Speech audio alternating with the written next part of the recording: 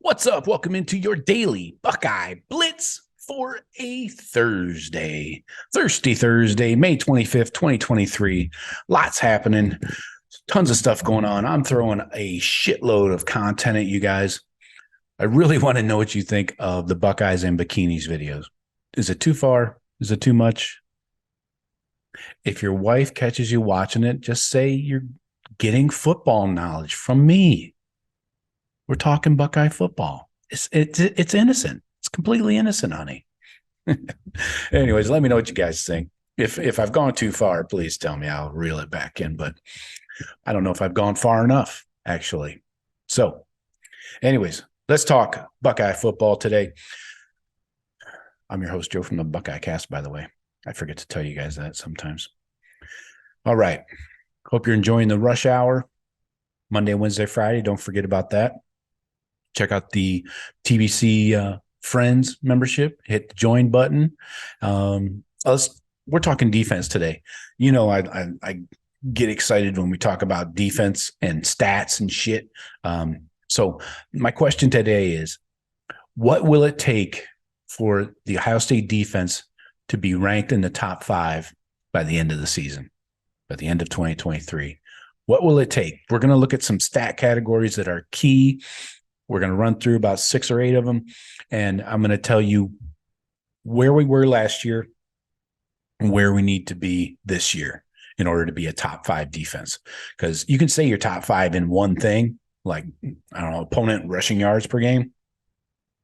But if people are throwing all over you all day, that doesn't really do much for you, right? So we're going to touch on major categories that really matter.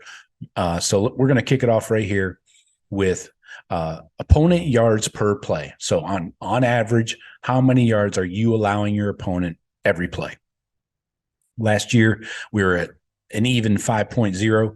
We were 29th in the country. Okay. So in order to get up to a top 5, we got to cut that a half yard off of that. We got to be at 4.5 or better.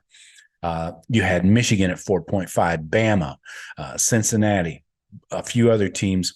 So we got to cut that yards per play just a half yard. It doesn't sound like a lot, but it is. So that will move us up into the top 5. All right. Next category, opponent points per game. Obviously, this is key. When they score points, it hurts us. It's bad, especially when they score on big plays, right? Don't need to talk about that, do we? Now, this is a leap. This is a bit of a leap. We were 17th last year. Pretty good. Pretty good. 17th in the country is nothing to sneeze at. As my wife blows her nose in the background. Anyway, that's perfect timing. I love it when a plan comes together. Buckeyes gave up 21 points per game last year. All right. To get into the top 5, you got to get that under 15. Georgia gave up 15.3. They were the number 5 team last year. So you basically got to get that down to 2 touchdowns in order to be in the top 5. That's shaving an entire touchdown per game off of what we did last year. It's doable. I'm not saying any of this is impossible, but I'm showing you that this is what I expect if we're going to be a top 5 defense. And I do expect us to be that. Next up, we got opponent points per play. Now, this is kind of a nerdy stat that a lot of Vegas guys use, So I kind of get its merit, but points per play is, we were 29th last year, 0.325. To be in the top 5, you got to shave off quite a bit. To be in the top 5, you got to be 0.241.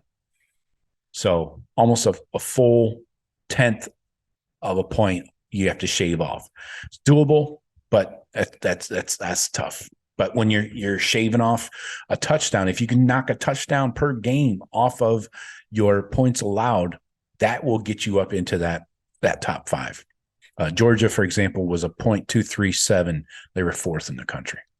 So next, we're going to talk about red zone scoring per game. That's just touchdowns and field goals, right? Pretty simple. We were 9th in the country. Really freaking good, man. We tightened up in the red zone, as a good defense should, right? So we gave up 2.1 scores in the red zone. ninth in the country. But in order to improve that, we need to get up into 1.9. So less than two red zone scores per game. All right. That's doable. But we also gave up some big plays. Those don't count as red zone scores. So got to remember that too.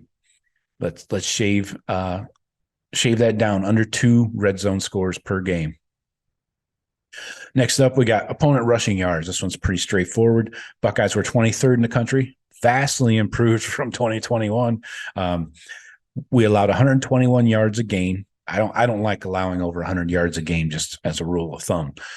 Just the way I am. I guess depends on who you're playing to, the types of offenses and stuff. So Buckeyes allowed 121. They were 23rd in the country. To get into that top 5, you got to get that under 100. You need to be at like 97 or 98. Michigan was 5th in the country at 97.9. So basically 98 yards.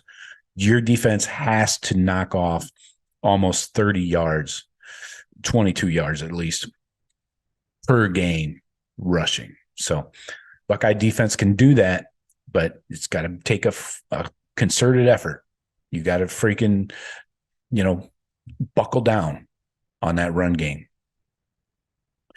What else? Next up, we got opponent passing yards per game. So obviously, this was another sore spot last year. We were 26th in the country, so not bad. I mean, it's not bad, but we gave up 200 yards passing per game. That's way too much. To be in the top 5, you got to get that under 170. So you got to knock off 30 yards per game passing. So doable. And I'm going to, at the end of this, tell you how I think we're going to do this, but you got to knock 30 yards off of that passing defense. So all on the secondary and the guys up front getting to the quarterback, right? Sacks per game. This is one of the ways that the Buckeyes are going to make a difference this year in all of these categories. This is going to really help our defense is cutting these sacks or increasing these sacks per game. We had 2.6 last year. And that was with Jack and JT just combining for 9. I think they both had 4.5, 8.5. Yeah. They combined for under 10. I know that. So anyway, we were 30th in the country, 2.6 sacks per game. To get up in the top 5, you got to increase that to 3.3. So you need at least 3 sacks, sometimes 4, to get up into that top 5. It's very doable with these returning DNs. And don't forget about our blitzing safeties, linebackers, and whatnot. So next up, takeaways per game. This is the other area. We're going to vastly improve this defense. We were 68th in the country. That's pretty mediocre, 1.4 takeaways per game. So interceptions and fumbles, we got to really improve that. 1.4 is garbage. To be in the top 5, you got to get up there in 2.2 range, so more than 2 per game.